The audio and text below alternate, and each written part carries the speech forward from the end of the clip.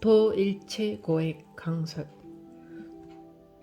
주장자를 쳤을 때 바로 기합하면 반야심경을 다 듣고 마친 것이 됩니다. 물론 여러분이 눈동자를 굴리고 고개를 들고 위를 보고 아래를 보는 가운데에도 1초의 틈도 없이 계속 반야심경은 설해지고 있습니다. 거기에서 반야심경을 바로 보고 살펴 알아야 되지, 반야심경에 대한 부처님 말씀 어느 문자만이 반야심경이라고 고집을 하면 안 됩니다. 그렇다고 부처님께서 설하신 반야심경을 멀리하고 그것을 도외시하라는 말은 아닙니다. 모든 부처님의 말씀을 말로 이해시켜서 다 알게 해줄 수는 없습니다. 그러나 우리가 이 세상에서 부귀와 권리를 누리고 명예를 드날리는 것보다 더 수승한 것이 바로 부처님께서 말씀하신 이 법문을 듣는 것입니다. 이것이 으뜸 가는 일이며 최고의 진리를 바로 알 수 있는 큰 인연을 짓는 일입니다. 부처님께서도 반야심경을 암송하면 나무는 나무대로, 개미는 개미대로 모든 중생이 알아듣는다고 하셨습니다. 고성연부를 하면 우리는 알아들을 수 없어도 서양말로 외우건 한국말로 외우건 모든 생명 있는 것들은 다 알아들을 수 있습니다. 무주고혼도 듣고 다 천도가 되고, 개미도 이 경전 소리를 들으면 개미 몸을 벗고 모든 중생이 알아듣고 해탈합니다.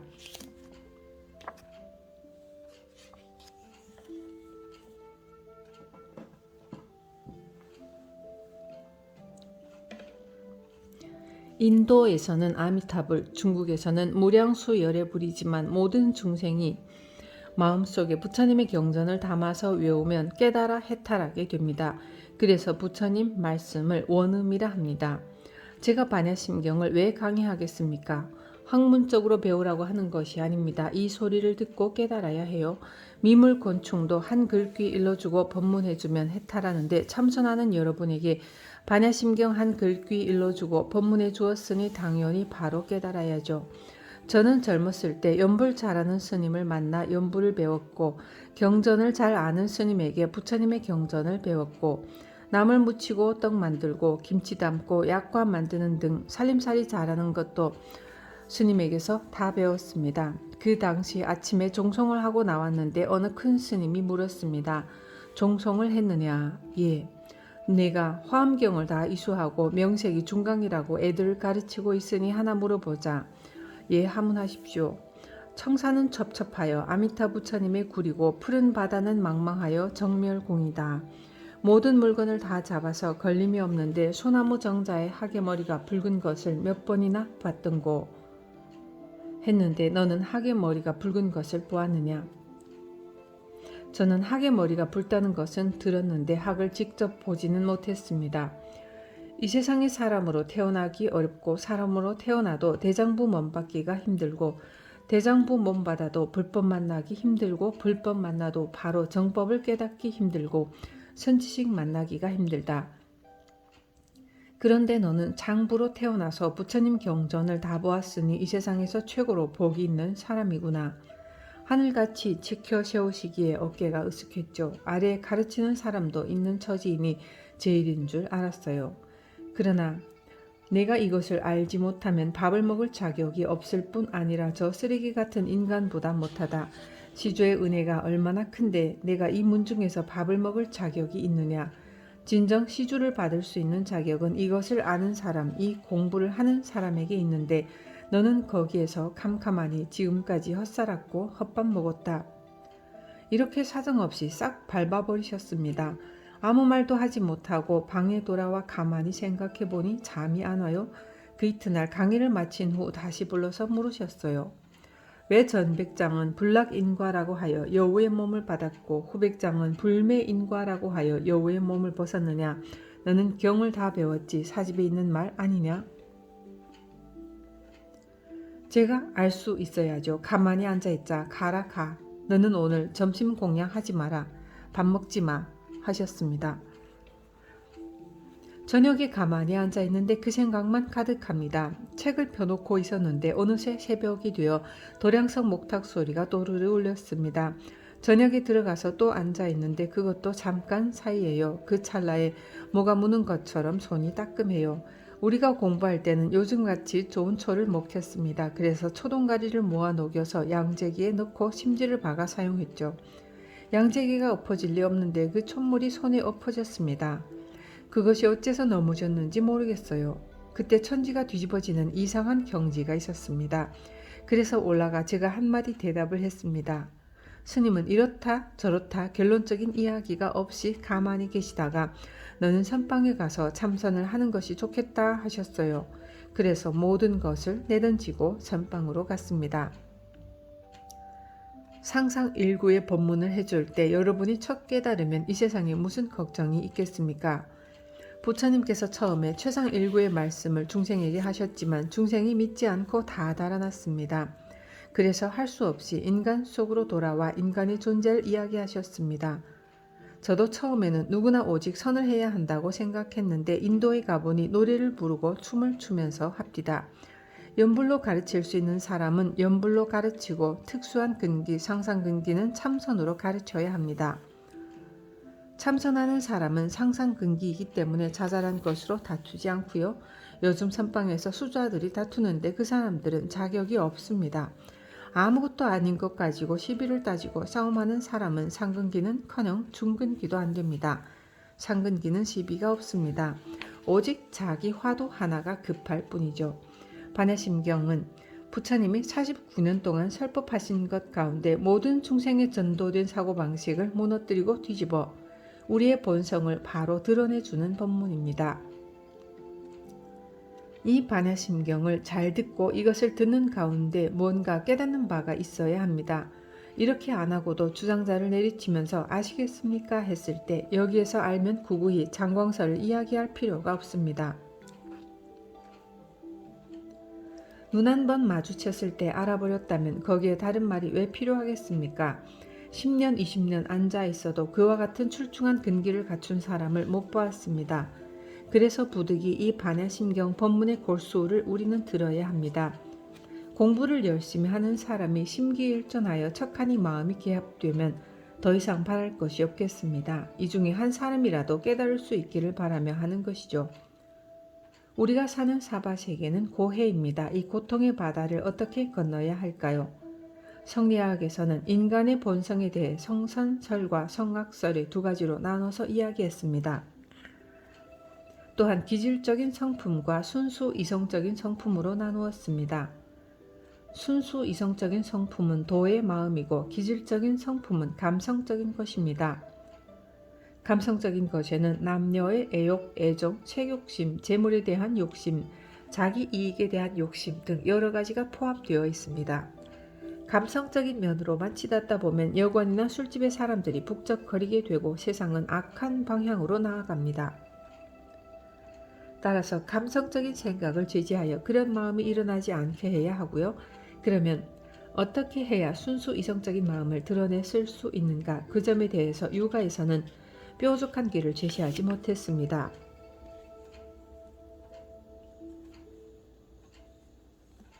겸양하라, 공경하라, 깊이 사색해 보아라 이 말밖에는 없어요. 그와 달리 부처님께서는 아주 세밀하고도 방대하게 말씀하셨습니다. 이 사바세계는 고해이다. 왜 고해인가?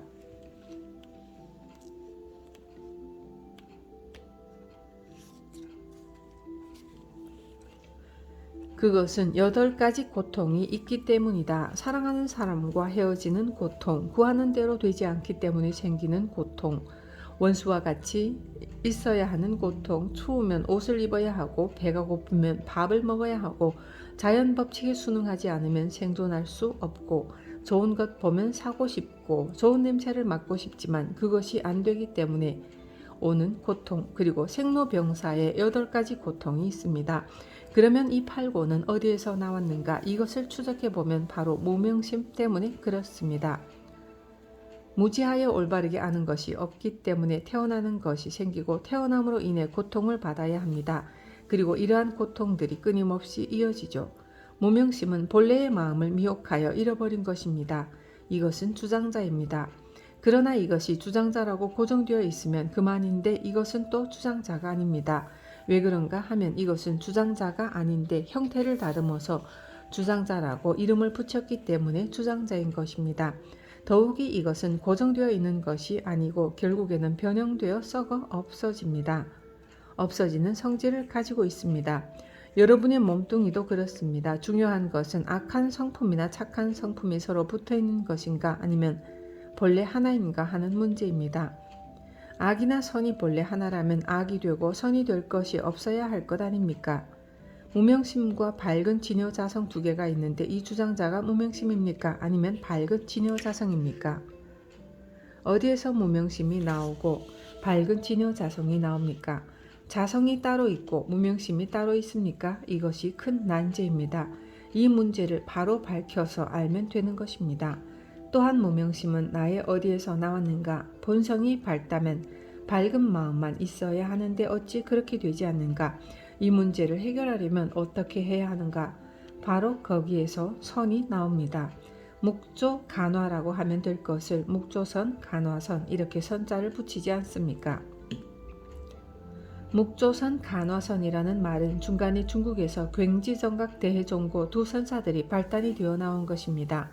그 이전에는 그런 말이 없었어요. 부처님 당시에는 근기가 수승하니까 관법만 해도 깨달았습니다. 대해스님 때에는 평생 관법을 해도 깨달을 근기가 안 되었거든요. 그래서 대해스님이 간화선을 주장했습니다. 화두라는 것이 누가 만들어서 이것은 묻자 화두라고 한 것이 아니라 납자가 묻고 신도가 물었을 때 그때 즉시 직관적으로 말하는 것 뿐입니다. 그때 척척 알아서 기합이 되면 되는데 그렇지 못하니까 대해스님 때에 내려와서 그것을 의심해 보라는 것을 붙였습니다. 가령 남편이 바람을 피웠는데 부인이 소문을 들었어요. 그래서 집에 온 남편에게 누구하고 바람 폈어? 하고 물으니 남편은 나는 그런 일이 없어 라고 대답합니다. 그렇게 되면 이상하다. 분명히 들었는데 왜 없다 할까? 더욱 알고 싶어 의심하는 생각이 깊어집니다. 또 사업을 하는데 누군가 뒤에서 그 사업체를 무너뜨리려고 음해하고 술수를 부린다고 할 때 그러한 소문은 들었지만 과연 누구인지 정체불명일 때 그것을 알아내려고 일구월심으로 애를 씁니다. 그와 같이 공부도 애를 써서 의심을 지어가야 합니다. 밀을 빻아서 가루가 된 것을 하나로 뭉쳐 반죽을 만들듯이 일체 우주 법계를 돌돌돌 뭉쳐서 이것이 무엇이냐 각 개체로 보면 해, 달, 달이, 나무라고 할 수 있지만 하나로 뭉치면 무엇이라고 하겠는가?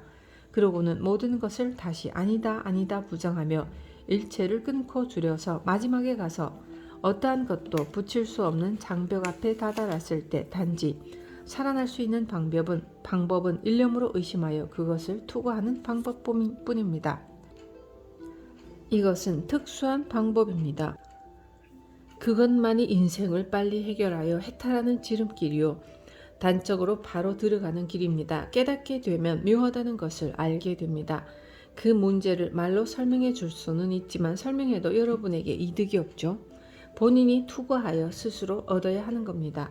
본인이 스스로 물을 마셔봐야 맛이 있고 없고 차고 더운 것을 알듯이 그 맛을 남에게 설명해 주면 그르칠 뿐입니다. 12인연법이 복잡하게 이루어졌고 12인연의 무명에서부터 온 18개가 벌어졌습니다. 고통으로 뭉쳐진 여기에서 과연 어떻게 뛰쳐나가는가 하는 것이 도일체 고액입니다.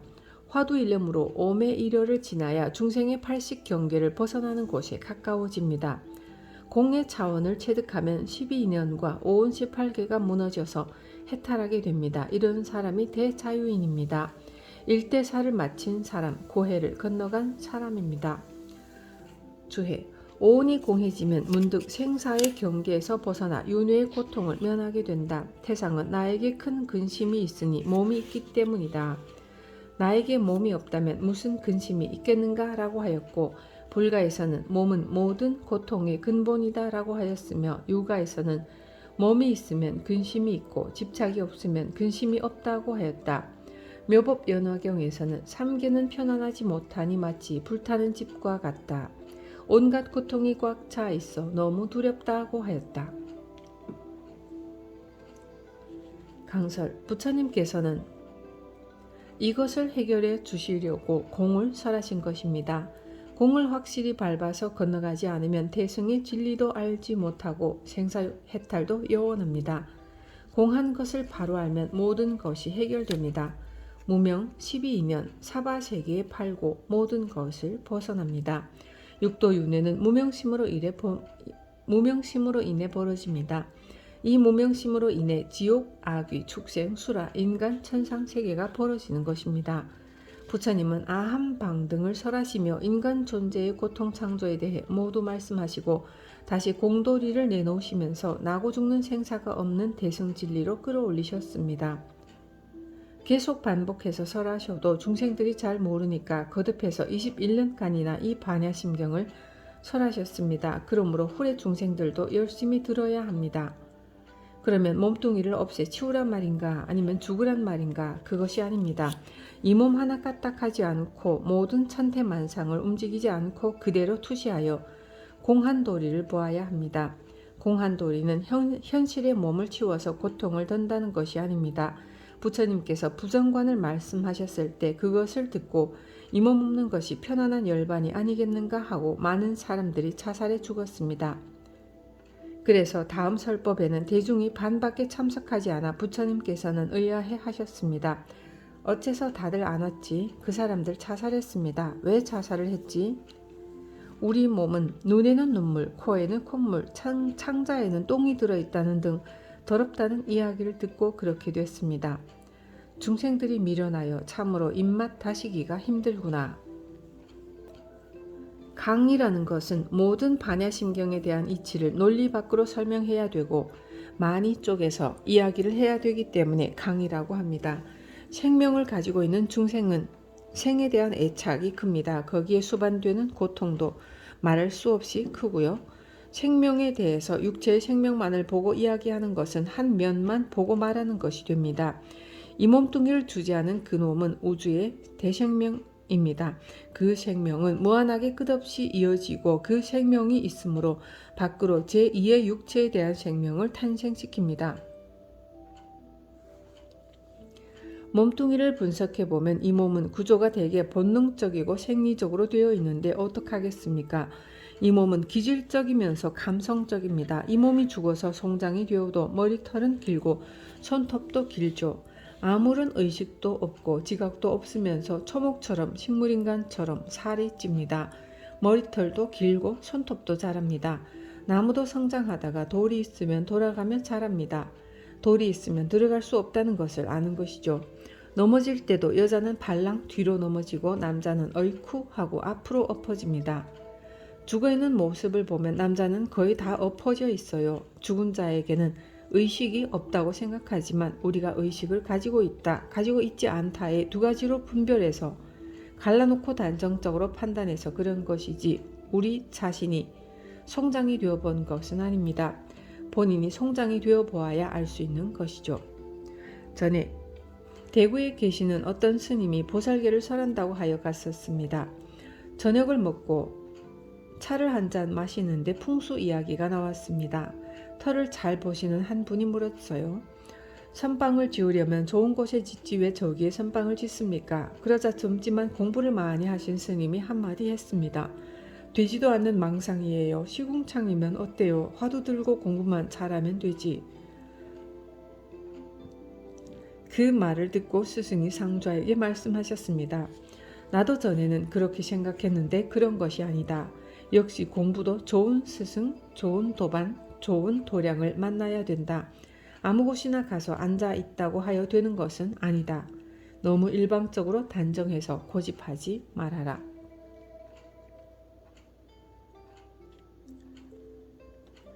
그래도 상좌가 자꾸 뭐라고 하자 풍수지리에 밝은 스님이 말했어요. 터도 좋은 기운이 있는 곳이 있고 탁한 기운이 모인 곳이 있다. 사람도 탁한 기운이 강한 사람이 있고 좋은 기운을 풍기는 사람이 있다. 어찌 만물이 똑같겠는가? 저도 한마디 거들었죠. 너무 일방적으로 무시해도 안 된다. 부처님 말씀에도 공부하는 데는 반드시 좋은 스승, 좋은 도반, 좋은 자리를 잘 택하라고 했고 초발심 자격문에도 새가 하루 저녁을 잘 때도 자리를 정하는데 2시간을 맴돈다고 하였다. 가섭불께서 2명의 제자를 데리고 가시는데 길에 큰 뱀이 죽어 있었습니다.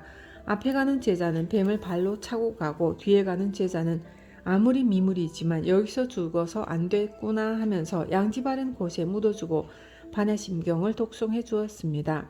일생을 지나고 한 겁이 지난 후에 두 스님 중 한 분이 방장이 되어 납자를 제접하고 공부를 하는데 양식이 떨어졌습니다.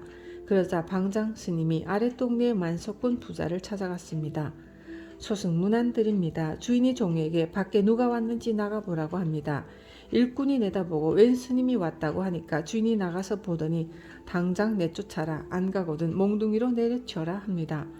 천여 명을 다스리는 도인 스님인데 문전박대를 당하고 돌아왔습니다. 그러고는 사자에게 탁발을 가라고 했습니다. 내가 그 집에 가서 탁발을 해라. 큰 스님도 봉변을 당하셨는데 제가 가서 되겠습니까? 아니다. 내가 가거라. 그러면 큰 스님께서도 같이 가주세요. 가긴 가겠는데 나는 나무 뒤에 숨어 있으마. 두 스님이 함께 부잣집으로 갔습니다. 주인이 시자 스님을 보더니 아이코 큰 스님 오셨습니까? 어서 오십시오 하고는 방으로 안내하여 다과상을 잘 차려내옵니다.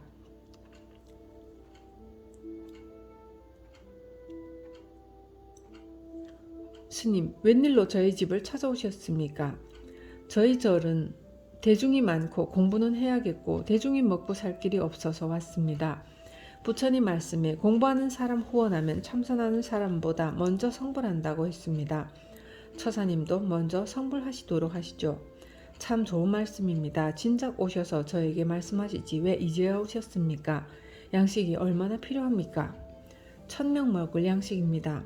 그럼 제가 1000명 먹을 양식을 다달이 올리겠습니다. 대접도 잘 받고 약속을 받은 후 문 밖까지 배웅을 받으며 나왔습니다. 그래, 성과가 좋았지? 네, 큰 스님은 문전박대를 받으셨는데 저에게는 잘 대해주니 제가 큰 스님보다 더 큰 스님인가요? 까닭이 있지. 과거 가섭불 당시에 너와 내가 한 스승 밑에서 공부할 적에 길을 가다가 죽은 뱀을 본 적이 있다. 그때 나는 그 뱀을 발길로 찾고 너는 잘 묻어주었어. 그때의 뱀이 저 부자인 것이야. 너는 반야심경을 일러주고 묻어주었으니 은혜를 갚는 것이고 나는 발길로 찾으니 박대를 당하는 것이다. 그것은 큰 스님인가 아닌가와는 관계가 없다.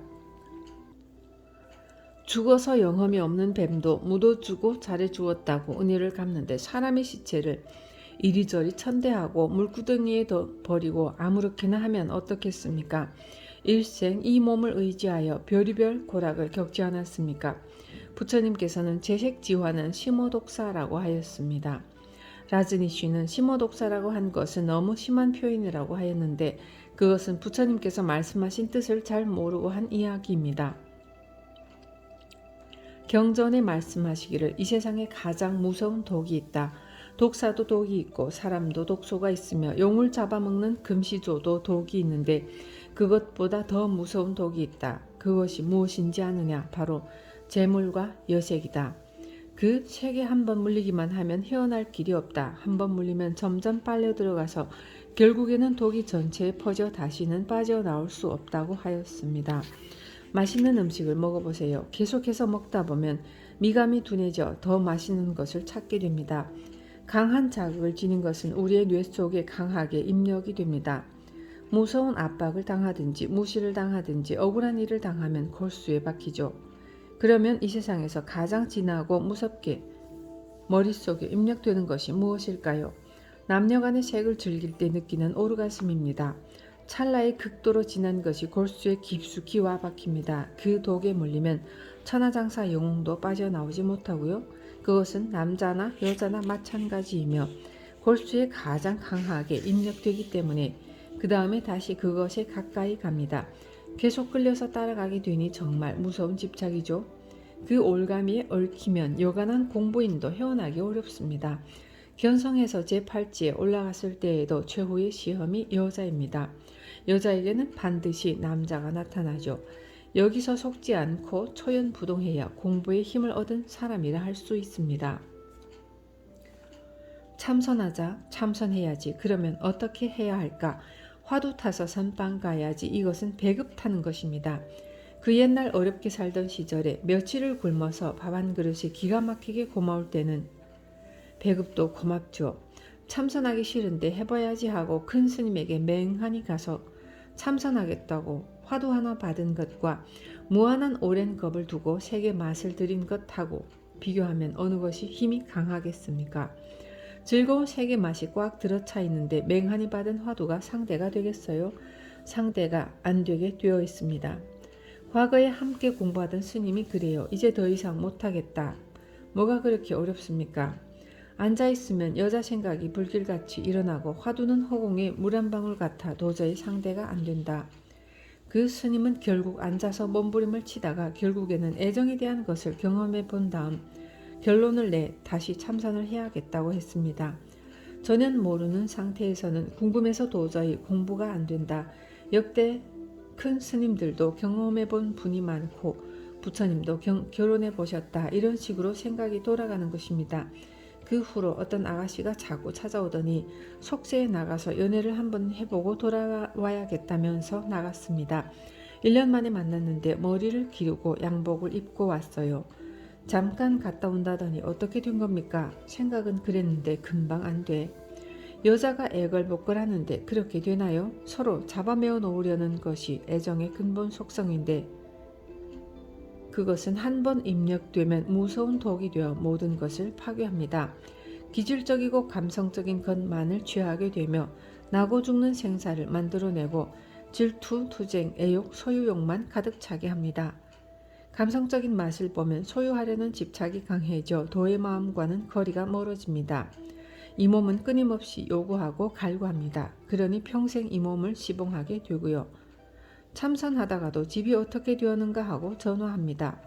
이렇게 감성적인 방향으로 세상 일에 치닫다 보니 우리의 마음이 안정될 날이 없습니다. 언제 두 발 뻗고 한 점 걸림없이 잠을 잘 수 있겠습니까? 우리들이 가지고 있는 고의 모양, 육체의 모양은 지수 화풍사대로 구성되어 있고 안입이 설신의 육근육진이 그대로 사바세계의 오욕에 대한 깊은 독을 쌓고 쌓아서 가지고 있습니다. 그것이 입력되어 깊이 박혀 있으니 이 문제부터 먼저 파악하여 알아야 합니다.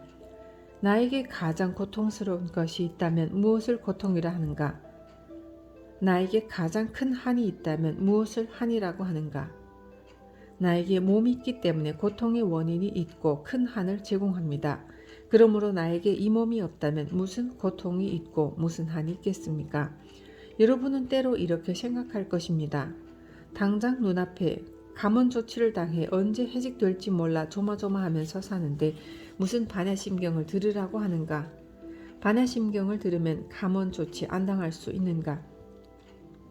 1억 천금을 얻을 수 있나? 왜 현실성 없는 반야심경을 들으라고 할까? 이런 사고방식을 가진 사람은 끊임없는 사회생활의 고통 속에서 항상 불안하게 살아가게 됩니다. 사고 자체가 그것을 근본으로 삼기 때문에 그렇습니다. 그러한 현실에서 완전히 벗어나는 길은 현실의 부부생활과 직장생활을 버리고 현실을 배제한 채 어떤 도를 구하는 데 있지 않습니다. 현실 그 자체를 그대로 직시하고 바로 비추어 보아 실체를 확실히 파악했을 때 그 사람은 현실에 살면서도 현실의 고통을 감노수와 보리심으로 바꾸어 갈 것입니다. 우리가 참선할 때 불같이 일어나는 음심을 젊었을 때는 감당하기 어렵습니다. 제가 어릴 때 만홍 스님이라는 분이 계셨습니다. 스님은 말씀하셨습니다. 너는 참선을 해야 한다. 경만 배우고 문자만 배우면 안 된다. 경만 배우고 문자만 배우게 되면 내 안에 들어있는 독을 뽑아낼 길이 없다. 그 독을 뽑아내지 않으면 언젠가 그 독에 유혹되어 다시 타락할지 모른다. 두렵지 않느냐? 그땐 그런가 보다 하고 스님께 여쭈어 보았습니다. 스님은 그 독으로부터 벗어났습니까? 나도 그것 때문에 고생을 많이 했지. 젊었을 때는 나도 대중처소로 다니면서 수행하다 힘을 얻어서 자신이 생겼다. 그래서 태백산의 토굴로 들어갔지. 비록 토굴에 있더라도 대중처소와 조금도 다르지 않게 정진하겠다고 마음먹었어. 나는 자신했지. 이제 속세의 감정을 조복받았다. 정진의 힘을 얻었다. 그래서 토굴에서 힘차게 밀어붙여야 되겠다. 공부 좀 많이 하고 싶은데 대중이 곁에 있어서 안 된다. 그렇다면 토굴에 가서 힘껏 밀어붙여보자. 한철은 그런 대로 잘했다고 합니다. 그런데 다음 철에 공부를 하는데 생면부지의 30대 여인 두 사람이 토굴에 와서 점심을 좀 달라고 했답니다. 박대하여 쫓아낼 수 없었답니다. 혼자 살고 있어 양식이 별로 없습니다. 걱정하지 마세요. 먹고 갖다 드릴게요. 그 말을 듣고 양식이 떨어져 가서 걱정했는데 시주가 나타났구나 이렇게 생각했다고 합니다. 그 후로 쌀이 떨어질 때가 되어가니까 쌀 가져올 때가 되지 않았나 하고 생각이 나더랍니다. 그러자 얼마 지나지 않아 두 분이 양식을 잔뜩 짊어지고 왔더랍니다. 스님, 저희들 왔습니다 하는데 아주 반갑더라는 것이지.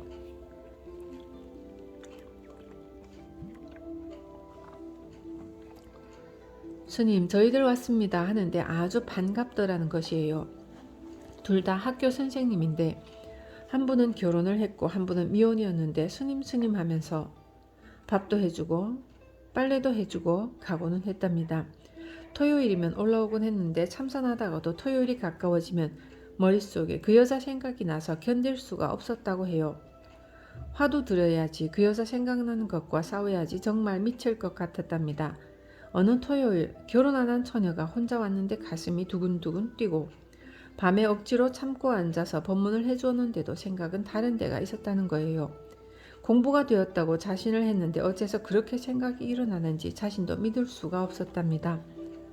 다음날 밥을 해먹고 토요일에 다시 온다기에 올 것 없다고 말했다는 거예요.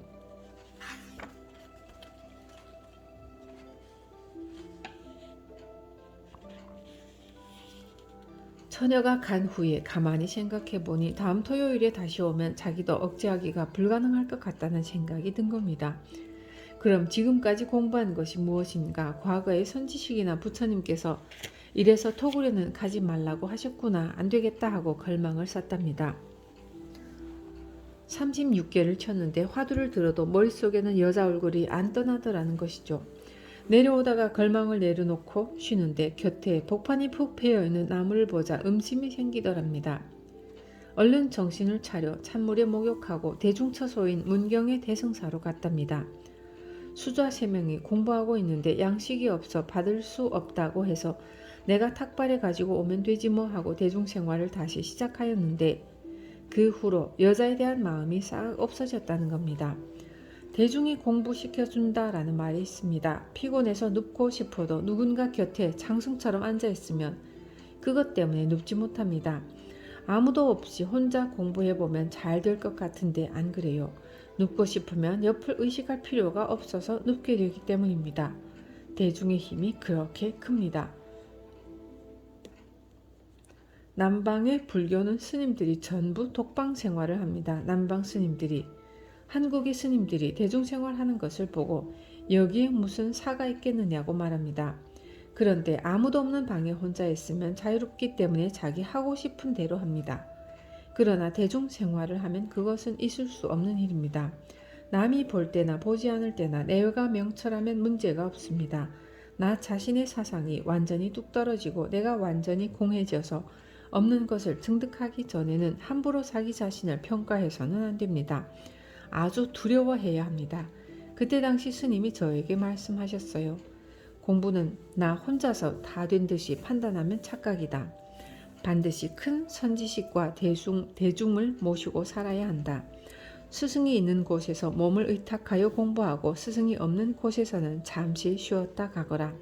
사바세계의 고통은 나의 마음의 재색식명수, 색수상행식, 즉 사바세계의 오욕과 어음을 가지고 있는 것이 원인이 된다. 재물에 대한 욕심과 색에 대한 생각이 불길같이 일어날 때 그것을 가지고 사는 집이 화택인 것입니다. 조심하고 깊이 명심하여 몸과 마음을 잘 가꾸어야 하며 철저하게 화두를 참고하지 않으면 뛰어넘을 길이 없습니다.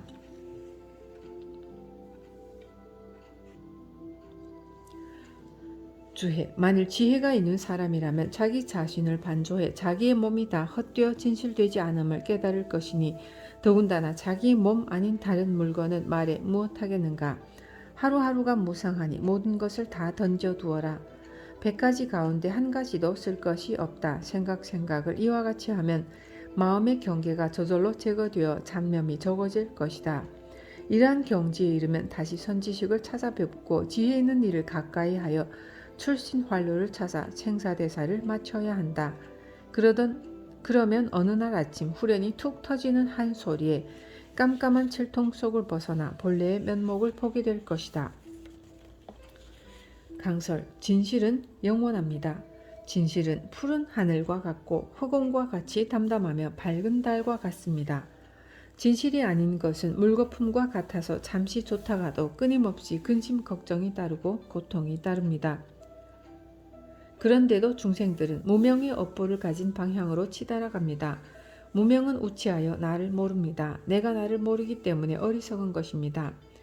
방문을 닫고 창문에 구멍을 뚫어서 밖을 내다보면 바깥은 볼 수 있지만 방 안은 보지 못합니다. 중생들이 사는 것이 마치 그와 같습니다.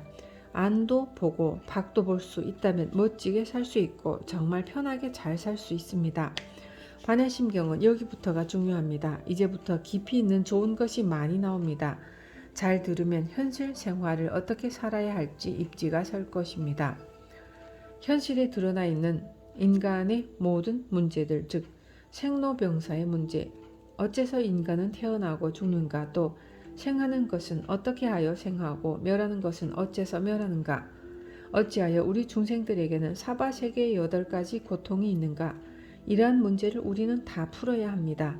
그리고 그 문제를 풀어 해결할 수 있는 길은 오직 내 자신의 내면 세계에 머리를 돌이켜 비추는 데에 있습니다. 나는 무엇인가? 마음도 아니요, 부처도 아니요, 허공도 아니요, 영혼도 아니다. 그러한 이름들은 과거의 옛사람들이 설명하기 위해 붙인 것에 불과합니다. 이름에 속아 다시 자신의 인생의 문을 두드려서 알지 못하면 생로병사의 고통 속에서 윤회하게 됩니다. 고통과 고통이 아닌 2가지 갈림길에 떠있는 구름처럼 진실함이 없이 인생을 삽니다. 그러한 중생은 잡념이 많고 쉴 여가가 없습니다. 마음의 세계가 시끄럽고 번뇌망상이 쉴 새 없이 일어나 편안하지 못합니다. 그러한 문제를 풀기 위해 내가 무엇인지를 깊이 일념으로 꿰뚫어서 의심해 나가는 것이며 그 자리를 반조라고 합니다. 이렇게 치열한 반조를 거쳐 일체가 꿈이어서 진실이 없다고 깨달았을 때 마음의 경계가 제거되고 잡념이 적어집니다. 그럴 때 선지식이 없이 공부하면 삿된 경계에 떨어지고 외도로 빠지기 쉽습니다. 고요히 쉬어지고 일체 망상이 없어져 편안해졌을 때 사람들은 거기에 속아서 거기에 주저앉습니다. 자기가 마치 공부를 다해 마친 것처럼 최고 열반의 경계에 들어간 것처럼 많은 사람을 상대하고 가르치고 그렇게 하여 자칭 깨달은 선지식이라고 나서게 됩니다. 그러므로 참 선지식을 찾지 않으면 중도에서 삿된 길로 가는 것입니다. 애정이 무르익어가는 청춘 남녀는 옆에서 아무리 말려도 그 말을 듣지 않습니다. 부모가 말려도 듣지 않죠. 부모가 타이르는 것보다도 자기를 사로잡은 애정이 더 크게 여겨지며 생명을 던져도 될 것처럼 그들의 마음을 사로잡고 있기 때문이죠. 그만큼 집착이 큽니다. 애정은 세상을 살면서 영원히 지속되는 것도 아니요, 순간적이면서 그 이면에는 서로 간에 많은 갈등을 일으킬 수 있는 소지가 있는데도 내일 배반을 당할지라도 오늘 이 순간은 말할 수 없는 집착에 사로잡혀 있습니다. 세상살이가 그렇듯 공부인에게도 그런 경계가 있습니다. 참선이나 연부를 하던 사람이 오랫동안 생명을 걸고 정진을 하다가 이 세상에서 맛보지 못한 맛, 도의 맛을 보았습니다. 수행의 과정 중 한 경계가 나타난 것이죠. 한 생각 쉬어지고 천하 사람들이 무엇라고 해도 흔들리지 않는 고요한 세계에 몰입되어 갑니다. 편안한 경계에 들어가 고요하고 동념이 없는 모의적적한 자리의 맛을 보게 되며 영원히 나오기 싫은 자리에 이릅니다. 어떤 분은 흔히 산간벽촌에서 초가삼간 토구를 짓고 나가지 않습니다. 세상이 뭐라고 해도 자기가 제일이고 편안합니다. 이러한 고요함의 맛을 본 사람은 사바세계의 즐거움이 있고 남녀의 애정이 좋고 재물과 명예의 맛이 좋다고 해도 내가 공부한 적정무위의 즐거움과 어떻게 비교가 되겠는가 하고 말합니다. 그것보다는 몇천 배 맛이 좋으니까 이런 사람은 완전한 도를 통하지는 못했어도 속세의 벼슬과 명예와 부부간의 애정에는 마음을 두지 않습니다. 술을 마시고 담배를 피우고 내 마음 위로하는 것도 안 합니다. 그것을 해야 할 필요가 없어요. 그것이 안 되는 사람, 즉 마음의 안정을 얻지 못하는 사람은 담배나 술, 남녀간의 애정, 돈과 명예에 집착합니다. 공부하는 사람은 마음의 안정을 얻은 뒤에는 그런 것은 보잘것없는 것이고 진실한 것이 아니라고 깨닫습니다. 그러나 이때 정신을 차려 반드시 선지식을 찾아가서 더욱 진일보할 수 있는 공부를 할 수 있도록 계기를 마련해야 합니다. 고요한 곳과 고요하지 않은 곳, 그리고 망상이 있다 또는 망상이 없다고 하는 두 가지의 생각에서 뛰어넘어야 합니다. 본래의 면목을 보고자 하는가, 옛날이나 지금이나 변함이 없지만 사람이 스스로 진실 아닌 것을 알도다. 만일 마음이 공해지면 곧 고통이 없어지리니 무슨 생사가 있고 무슨 구속이 있겠는가. 하루아침에 태에서 쓰는 가죽을 벗어버리고 마음대로 논의는 한 대장부가 되었도다. 강설. 내 마음을 깨닫지 못하면 어둡기가 칠흑과 같고 칠통과 같습니다. 세상의 모든 사람이 생로병사윤회의 고통을 받고 있습니다. 크게는 자기 나라, 작게는 자기 사회, 자기 마을, 자신의 가정, 자신의 이익을 추구하면서 끊임없이 다툼을 하고 시비를 합니다. 자신의 본래 얼굴을 보지 못하기 때문이죠. 현재 우리가 가지고 있는 이 육신은 본래의 내 얼굴이 아닙니다. 본래의 얼굴을 보면 맑은 물이 철철 흘러넘치는 것과 같고 백천개의 일월이 허공에 떠있는 것과 같고 부처님의 자비광명이 우주 전체를 덮는 것과 같습니다. 우리가 바로 부처님인 것입니다. 인생이라고 하는 것은 어떻게 사느냐가 중요합니다. 이 세상 사람들은 그냥 살기 위하여, 이 목숨 살기 위하여 삽니다. 오늘 돈을 벌지 않으면 이 생명 유지하지 못하기 때문에 서로 칼을 겨눕니다.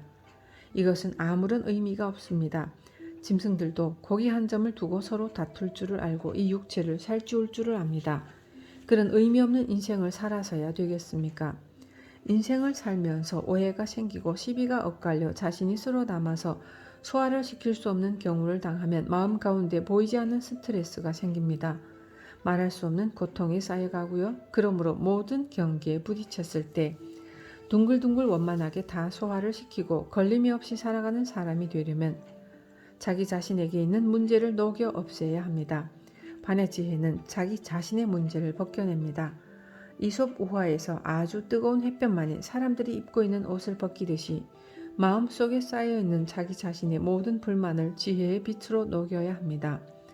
사바세계의 팔고와 삼도팔풍의 모든 액란은 깊이 참고하여 공하다는 것을 깨달았을 때 없어집니다. 공한 줄을 모르면 우리 인생은 본래 그지없는 고통 속에서 살아가게 되는 것이고요. 본래 면목을 바로 깨달아 인생을 지혜롭게 살고 최상의 행복과 영원한 편안함을 누리고 사는 자리, 그 자리를 해탈이라고 합니다.